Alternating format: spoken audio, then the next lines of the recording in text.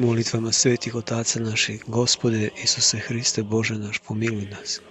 Najviši oblik molitve koji poznajem jesu tihi otkucaji srca koje ga voli. Isusu je samo potrebno da čuje tik, tak i da zna da je svaki ovaj ritmični otkucaj srca posvećen njemu. Slijede šokantni opisi progona sveštenika u Sovjetskoj Rusiji od oca Arsenija. Sveštenik koji je preživeo progone je o svom zatočenju napisao sljedeće. Nikada neću prestati da zahvaljujem Bogu za godine koje sam proveo u zatvoru u apsolutnoj izolaciji. Bio sam 3 godine, 10 metara duboko pod zemljom. Nikada nisam čuo ni reč, nisam rekao ni reč, nije bilo knjiga. Svi spoljašnji glasovi su utihnuli.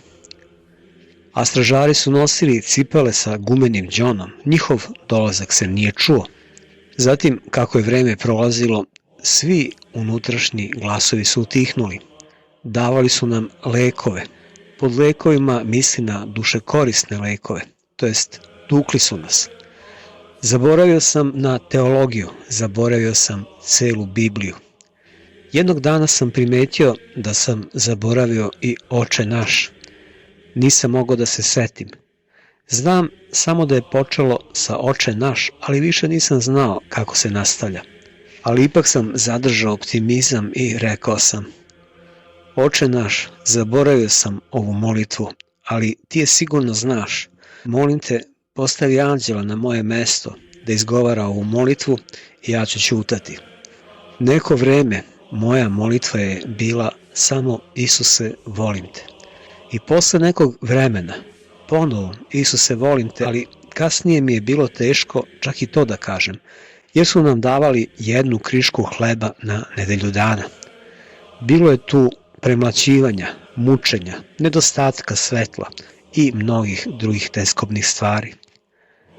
Više nije bilo moguće sabrati čak da kažem ni Isuse, volim te. Najviši oblik molitve koji poznajem jesu tihi otkucaji srca koje ga voli. Isusu je samo potrebno da čuje tik tak i da zna da je svaki ovaj ritmični otkucaj srca posvećen njemu.